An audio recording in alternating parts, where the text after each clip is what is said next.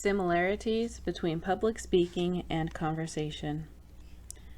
How much time do you spend each day talking to other people?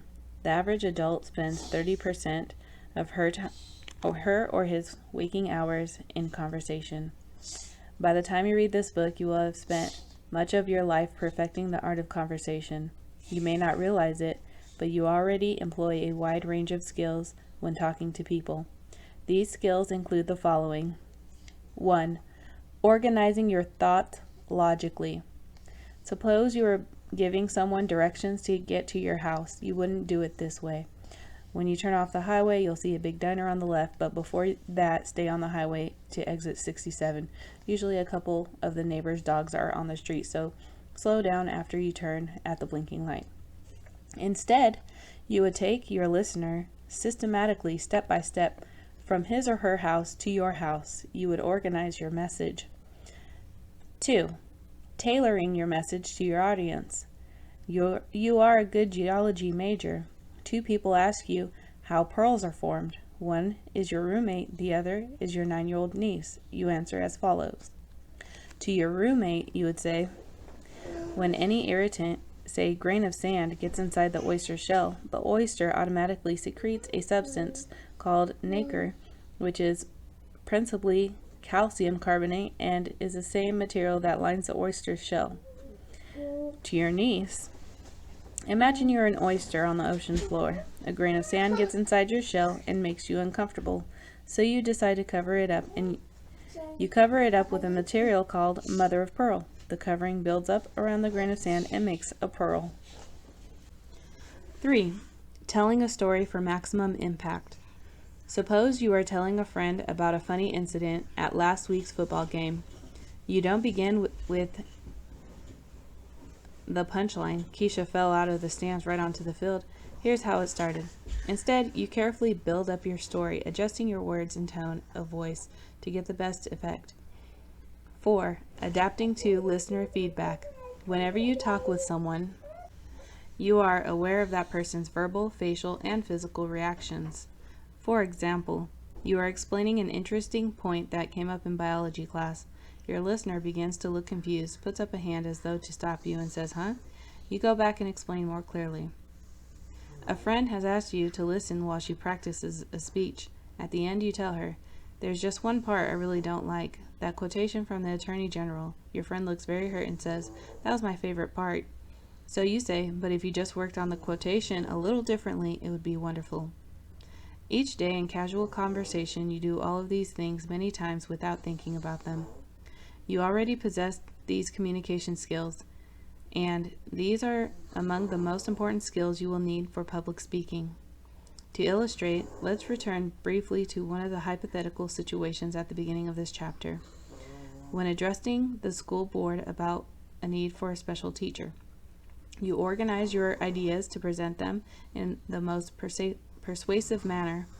You steadily build up a compelling case about how the teacher benefits the school. You tailor your message to your audience. There is no time to launch an impassioned defense of special education in the United States. You must show how the issue is important to the people in that very room, to their children, and to the school. You tell your story for maximum impact. Perhaps you relate an anecdote to demonstrate how much your child has improved. You also have statistics to show how many other children have been helped. You adapt to listener feedback. When you mention the cost of the special teacher, you notice sour looks on the faces of the school board members, so you patiently explain how small that cost is in relation to the overall school budget. In many ways, then, public speaking requires the same skills used in ordinary conversation. Most people who communicate well in daily talk can learn to communicate just as well in public speaking. By the same token, training in public speaking can make you more adept communicator in a variety of situations, such as conversations, classroom discussions, business meetings, and interviews. Differences between public speaking and conversation.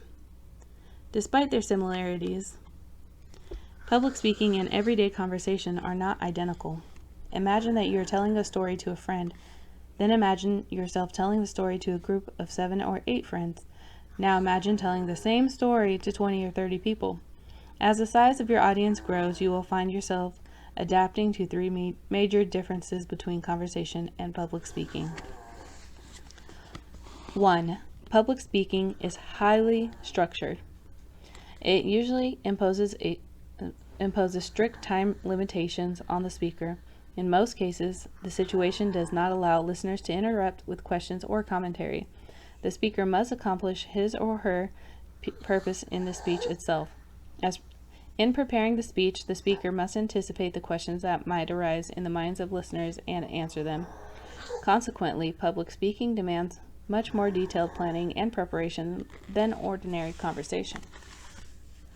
2. Public speaking requires more formal language. Slang, jargon, and bad grammar have little space in public speeches. As committed as he is to improving the quality of education in urban schools, when Geoffrey Canada speaks to a legislative committee, he doesn't say, "We've got to get every damn incompetent teacher out of the classroom." Listeners usually react negatively to speakers who do not elevate and polish their language when addressing an audience. A speech should be special. 3. Public speaking requires a different method of delivery. When conversing informally, most people talk quietly, interject stock phrases such as "like" and "you know," adopt a casual posture, and use what are called vocalized pauses.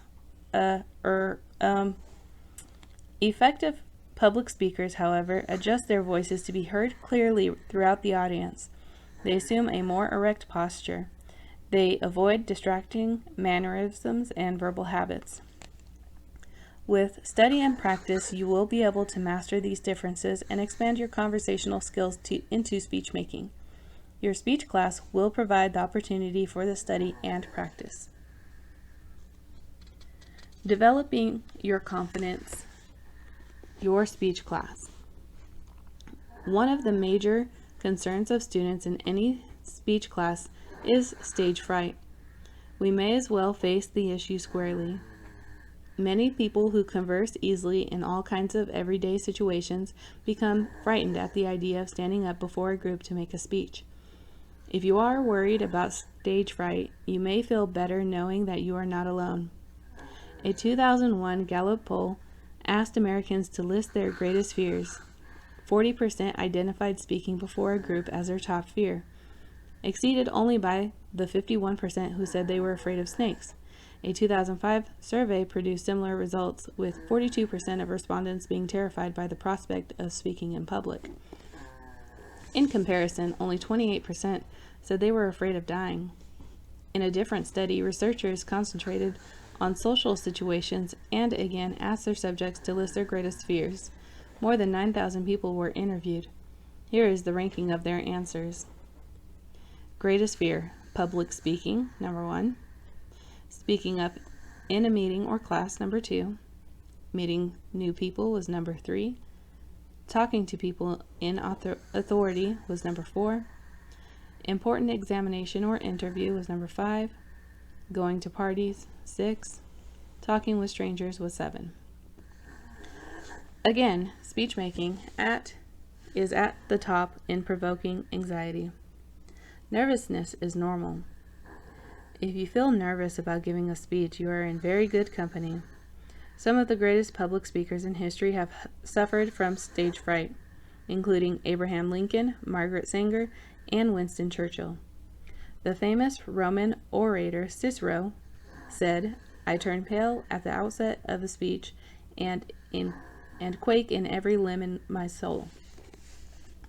Oprah Winfrey, Conan O'Brien, and Jay Leno all report being anxious about speaking in public. Early in his career, Leonardo DiCaprio was so nervous about giving an acceptance speech that he hoped he would not win the Academy Award for which he had been nominated. 81% of business executives say public speaking is the most nerve-wracking experience they face. What comedian Jerry Seinfeld said in Jest sometimes seems literally true. When given a choice at a funeral, most of us would rather be the one in the coffin than the one giving the eulogy. Actually, Most people tend to be anxious before doing something important in public. Actors are nervous before a play. Politicians are nervous before a campaign speech. Athletes are nervous before a big game. The ones who succeed have learned to use their nervousness to their advantage. Listen to tennis star Rafael Nadal speaking after his 2010 Wimbledon title match against Thomas Berdych. "I was a little bit more nervous than usual," he admitted, "but if you're not nervous in the finals of Wimbledon, you are not human." Putting his butterflies to good use, Nadal beat Berdych in straight sets to claim his second Wimbledon championship. Much the same thing happens in speech making.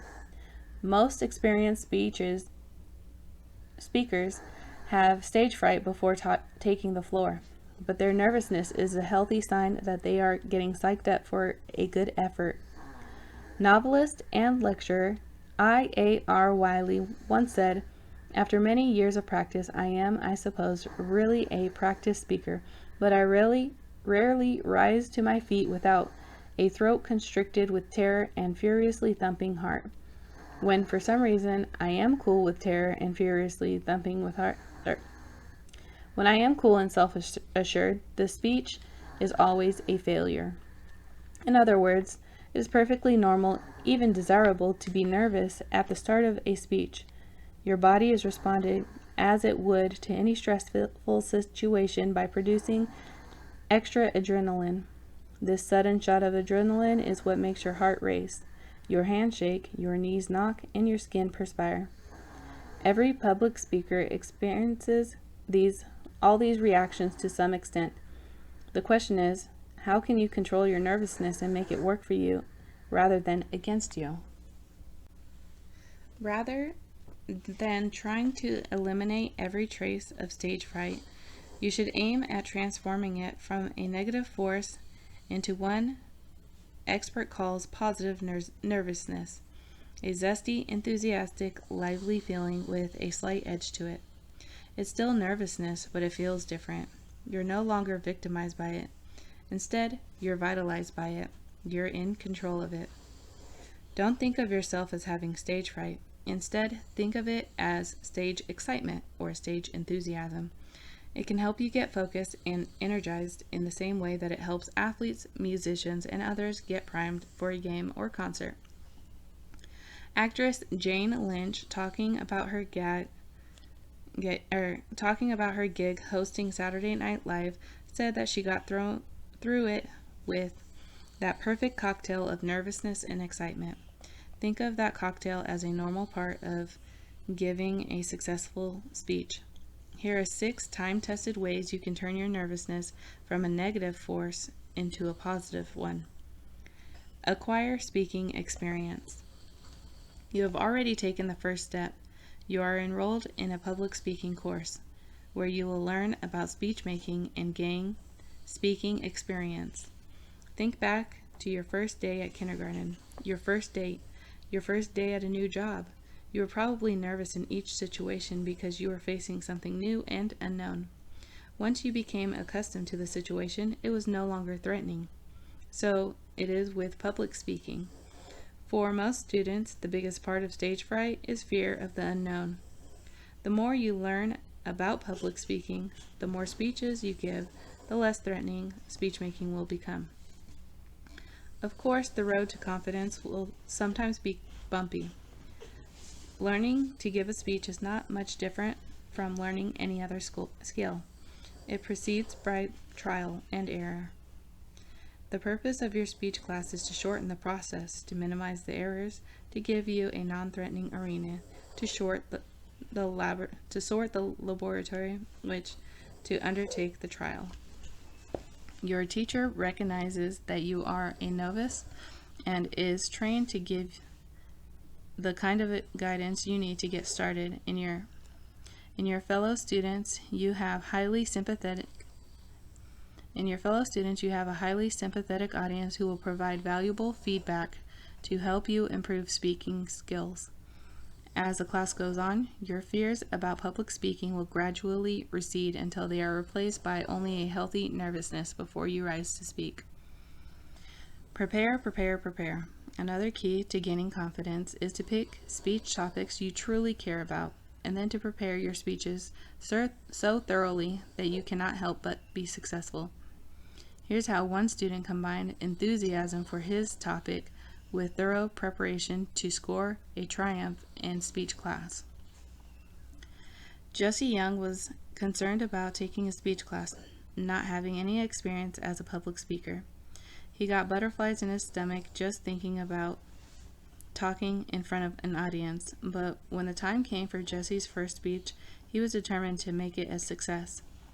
Jesse chose Habitat for Humanity as a topic for his speech. He had been a volunteer for 3 years, and he believed deeply in the organization and its mission. The purpose of his speech was to explain the origins, philosophy, and activities of Habitat for Humanity. As Jesse spoke, it became clear that he was enthusiastic about this subject and genuinely wanted his classmates to share his enthusiasm. Because he was intent on communicating with his audience, he forgot to be nervous. He spoke clearly, fluently, and dynamically. Soon the entire class was engrossed in his speech. Afterward, Jesse admitted that he had surprised even himself. It was amazing, he said. Once I passed the first minute or so, all I thought about were those people out there listening. I could tell that I was really getting through to them. How much time should you devote preparing your speeches? A standard rule of thumb is that each minute of speaking time requires 1 or 2 hours of preparation time, perhaps more, depending on the amount of research needed for the speech. This may seem like a lot of time, but the rewards are well worth it. One professional speech consultant estimates that proper preparation can reduce stage fright by up to 75%. If you follow the techniques suggested by your teacher and in the rest of this book, you will stand up for every speech fully prepared. Imagine that the day for your first speech has arrived. You've studied your audience and selected a topic you know what will interest them. You have researched the speech thoroughly and practiced it several times until it feels absolutely comfortable. You've even tried it out before 2 or 3 trusted friends. How can you help but be confident in your success? Think positively. Confidence is the well-known power of positive thinking. If you think you can do it, you usually can. On the other hand, if you predict disaster and doom, that is almost always what you will get. This is especially true when it comes to public speaking. Speakers who think negatively about themselves and the speech experience are much more likely to be overcome by stage fright than are speakers who think positively. Here are some ways you can transform negative thoughts into positive ones as you work on your speeches. Negative thought. I wish I didn't have to give this speech. Positive thought. This speech is a chance for me to share my ideas and gain experience as a speaker. Negative thought. I'm not a great public speaker. Positive thought. No one's perfect, but I'm getting better with each speech I give. Negative thought. I'm always nervous when I give a speech. Positive thought. Everyone's nervous. If other people can handle it, I can too. Negative thought. No one will be interested in what I have to say.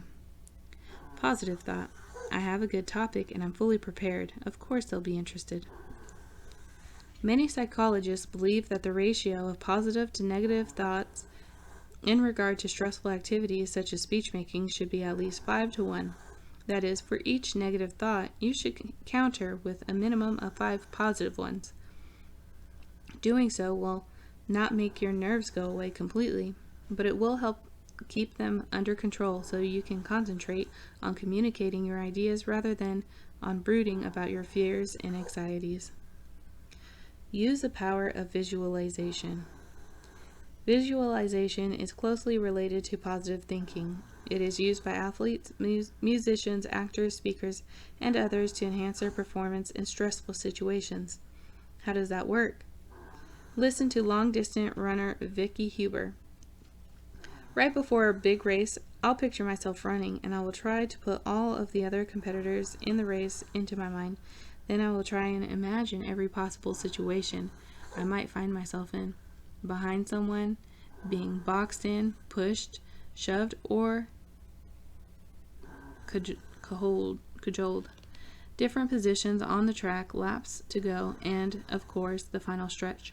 And I always picture myself winning the race, no matter what happens during the event. Of course, Huber doesn't win every race she runs, but research has shown that the kind of mental imaging she describes can significantly increase athletic performance. It has shown that visualization can help speakers control their stage fright. The key to visualization is creating a vivid mental blueprint in which you see yourself succeeding in your speech. Picture yourself in your classroom rising to speak. You see yourself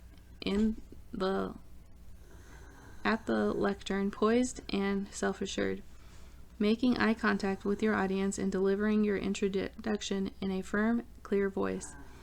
Feel your confidence growing as your listeners get more and more caught up in what you're saying.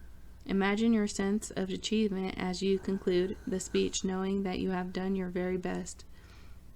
As you create these images in your mind's eye, be realistic but stay focused on the positive aspects of your speech. Don't allow negative images to eclipse the positive one.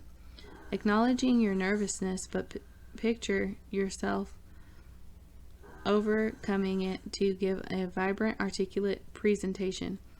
If one part of the speech always seems to give you trouble, visualize yourself getting through it without any hitches and be specific. The more lucid your mental pictures, the more successful you are likely to be. As with your physical rehearsal of the speech, this kind of mental rehearsal should be repeated several times in the days before your speech. It doesn't guarantee that every speech will turn out exactly the way you envision it, and it certainly is no substitute for a thorough preparation, but used in conjunction with the other methods of combating stage fright, it is a proven way to help control your nerves and craft a successful presentation. Know that most nervousness is not visible. Many novice speakers are worried about appearing nervous to the audience. It's hard to speak with poise and assurance if you think you look tense and insecure. One of the most valuable lessons you will learn as your speech class proceeds is that only a fraction of the turmoil you feel inside is visible on the outside. Your nervous system may be giving you 1,000 shocks, says one experienced speaker, but the viewer can only see a few of them. Even though your palms are sweating and your heart is pounding, your listeners probably won't realize how tense you are, especially if you do your best to act cool and confident on the outside. Most of the time, when students confess after a speech, "I was so nervous, I thought I was going to die," their classmates are surprised. To them, the speaker looked calm and assured. Knowing that this should make it easier for you to face your listeners with confidence. As one student stated after watching a videotape of her first classroom speech, "I was amazed at how calm I looked. I assumed everyone would be able to see how scared I was, but now that I know that they can't, I won't be nearly so nervous in the future. It really helps to know that you look like you're in control even though you may not feel that way." Don't expect perfection. It may also help to know that there is no such thing as a perfect speech. At some point in every presentation, every speaker says or does something that does not come across exactly as he or she had planned. Fortunately, such moments are usually not evident to the audience. Why? Because the audience does not know what the speaker plans to say. It hears only what the speaker does say. If you momentarily lose your place, reverse the order of a couple statements, or forget to pause at a certain spot, no one need be the wiser. When such moments occur, just proceed as if nothing happened. Even if you do make an obvious mistake during a speech, there's no catastrophe. If you have ever listened to Martin Luther King's "I Have a Dream," you may recall that he stumbles twice during that speech. Most likely, however, you don't remember. Why? Because you are focusing on King's message. rather than the fine points of his delivery. One of the biggest reasons people are concerned about making a mistake in speech is that they view speech making as a performance rather than an act of communication. They feel the audience is judging them against a scale of absolute perfection, in which every misstated word or awkward gesture will count against them. But speech audiences are not like judges in a violin recital or an ice skating contest. They are not looking for a virtuoso performance, but for a well thought out address that communicates the speaker's ideas clearly and directly. Sometimes an error or two can actually enhance a speaker's appeal by making her seem more human. As you work on your speeches, make sure you prepare thoroughly and do all you can to get your message across your listeners.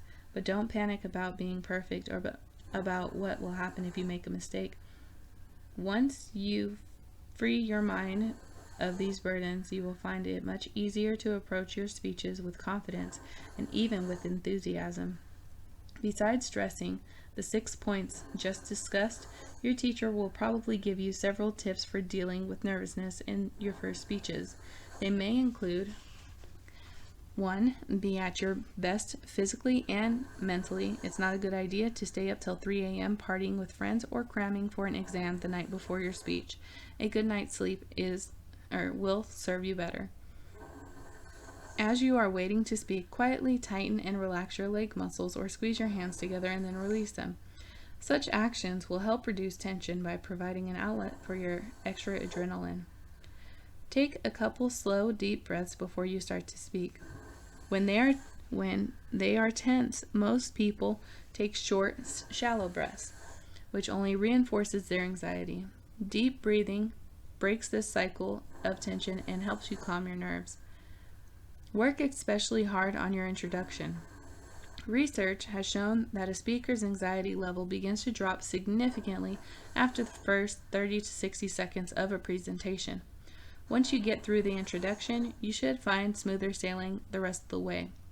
Make eye contact with members of your audience. Remember that they are individual people, not a blur of faces, and they are your friends. Concentrate on communicating with your audience rather than on worrying about your stage fright. If you get caught up in your speech, your audience will too.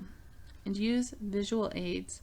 They create interest, draw attention away from you, and make you feel less self-conscious.